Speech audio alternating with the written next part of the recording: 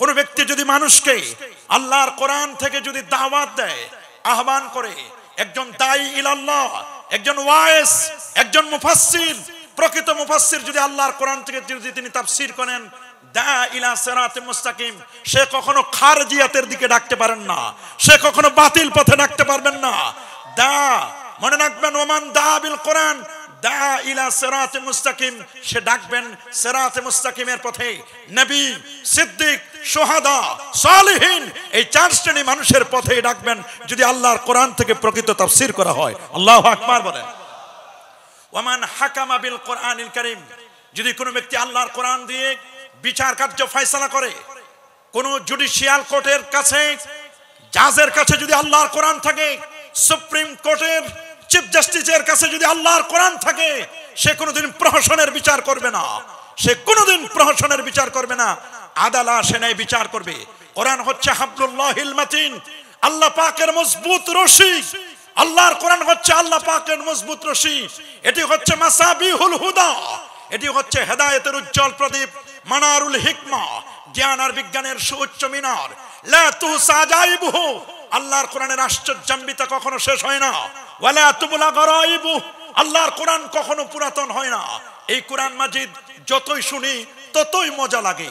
এই কোরআনকে মিটিয়ে দেওয়ার জন্য একদল মানুষ ষড়যন্ত্র করছে। আল্লাহর কোরআনকে কি কখনো মিটানো সম্ভব হবে? হাত তুলে দেখান, সম্ভব হবে? কোরআন এটি চেরাগ বাতির মতো নয়, কোরআন এটি মোমবাতির মতো নয়, কোরআন এটি গ্রামের কুপি বাতির মতো নয়। আল্লাহর কোরআন আখিরি কালাম। এটি হচ্ছে as a energy bulb, as a tubelight, as a sun, as a moon, সূর্যের মতো, চাঁদের মতো, টিউবলাইটের মতো। চন্দ্র সূর্যকে যেমন ফু দিয়ে নিভানো যায় না, আল্লাহর কোরআন মাজিদকেও তেমন কেউ ফু দিয়ে নিভাতে পারবে? যারা নিভাতে আসবে, এটা চেরাগে মুকবেলা হারগিজ নামিরিদ, আল্লাহর দেওয়া চেরাগ। এই চেরাগকে কেউ কখনো মুখ দিয়ে ফু দিয়ে নিভাতে পারবে? আল্লাহ পাক রব্বুল আলামিন বলে দিয়েছেন, ইউরিদুনা লিইউতফিউ নূরাল্লাহি বিআফওয়াহিহিম ওয়াল্লাহু মুতিম্মু নূরিহি ওয়ালাউ কারিহাল কাফিরুন। তারা চায় মুখের ফুৎকার দিয়ে আল্লাহর নূর তথা ইসলাম, কোরআন, নবীর আদর্শকে মিটিয়ে দিবে। আল্লাহ বলছেন ওয়াল্লাহু মুতিম্মু নূরিহি, আল্লাহ তার নূরকে প্রজ্বলিত করবেনই করবেন। ওয়ালাউ কারিহাল কাফিরুন, যদিও কাফিররা এটিকে অপছন্দ করে, আল্লাহ বলেন মুতিম্মুন নূরি, তার নূরকে তিনি পূর্ণতা দানকারী।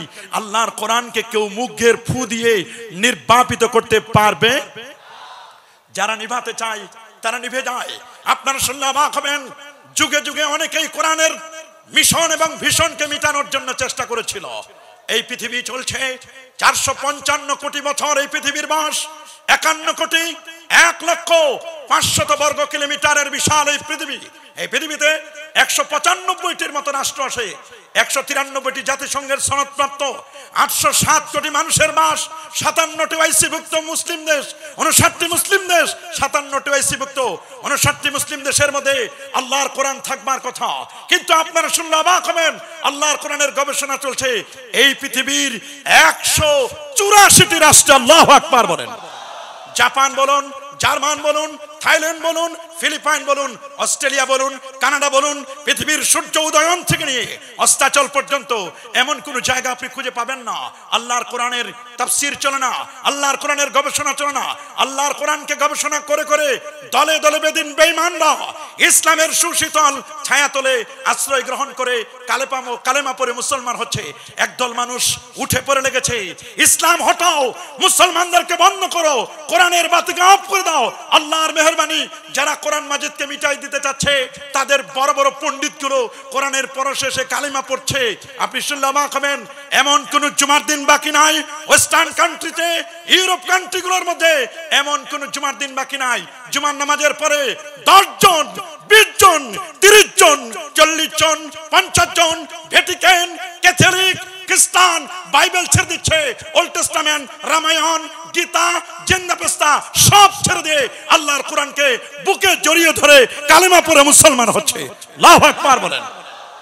এই জন্য আল্লাহর কোরআনের তাফসীর করার জন্য যেগুলো ক্যাপাবিলিটি, যেগুলো শারায়েত, যেগুলো কন্ডিশন দরকার, আজকে তো আন্তর্জাতিক খ্যাতিসম্পন্ন মুফাসসিরিনের অভাব নাই।